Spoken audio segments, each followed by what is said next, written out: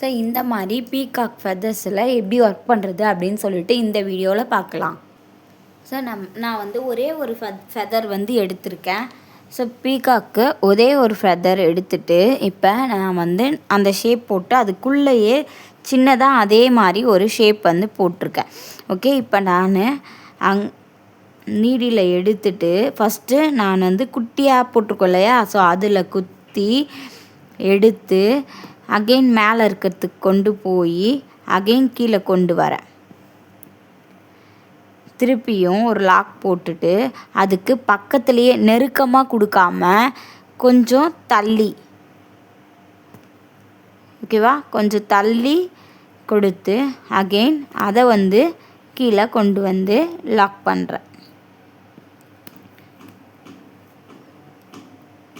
So அதே மாதிரி கொஞ்சம் தள்ளி கொண்டு போய், ஏன்னா நம்ம டபுள் கலர் ஷேட் கொடுக்கும்போது ரொம்ப எல்லாமே கிட்ட கிட்ட போட்டோம் அப்படின்னா பார்க்க வந்து அழகாக இருக்காது.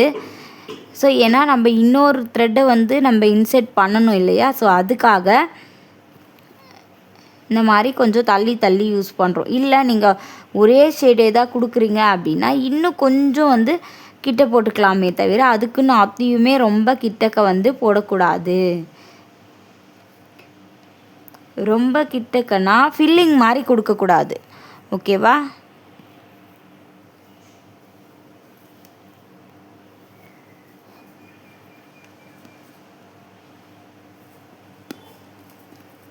ஸோ இப்போ இந்த மாதிரி ஃபில் பண்ணி முடிச்சுட்டு நாட் போட்டு எடுத்துட்டுக்கேன்.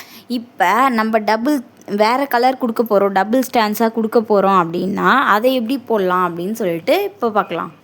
ஸோ இப்போ பீகாக்கோட கலர் மாதிரி இருக்கணும் கொஞ்சம்னால நான் வந்து க்ரீன் கலர் வந்து எடுத்திருக்கேன். இப்போ என்ன பண்ணுறேன்னா அதே மாதிரி தான் இப்போ நம்ம போட்ட ஸ்டிச்சஸ் இருக்கு இல்லையா, அதுக்கு அந்த கேப் இருக்க நடுவில் வந்து நான் இந்த கலரை வந்து கொண்டு போகிறேன். கொஞ்சம் பீகாக் கலர் மாதிரியே சேமாக இருக்குன்றதுக்காக நான் வந்து இந்த கலர்ஸ் வந்து எடுத்திருக்கேன். ஸோ நீங்கள் சேம் கலர் தான் எடுக்கணுன்ற அவசியம் கிடையாது. உங்கள்கிட்ட என்ன கலர் இருக்கோ அதை வச்சு வந்து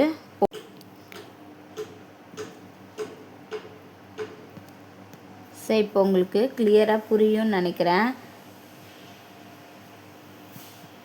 ஏன்னா நீங்கள் டபுள் ஷேட் கொடுக்கும்போது நீங்கள் ஃபில்லிங் மாதிரி கொடுத்துட்டீங்க அப்படின்னா அது உங்களுக்கு ரொம்ப ஃபில் பண்ண மாதிரி இருக்கும்.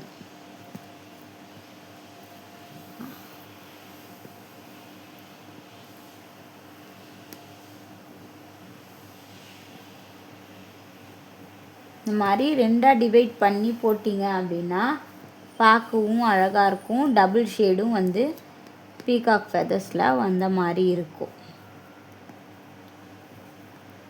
ஸோ இது மாதிரி ஒரு மெத்தடு, இன்னொரு மெத்தடும் இருக்குது. ஸோ நான் அதையுமே வந்து நெக்ஸ்ட் வீடியோவில் வந்து அப்லோட் பண்ணுறேன். ஸோ இது ஒரு மெத்தடு. ஸோ இன்னொரு மெத்தட் கூட இருக்குது.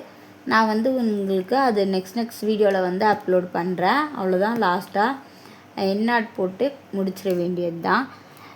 ஸோ அந்த வீடியோஸ்லாம் நீங்கள் தெரிஞ்சுக்கணும் அப்படின்னா சப்ஸ்கிரைப் பண்ணி வச்சுக்கோங்க.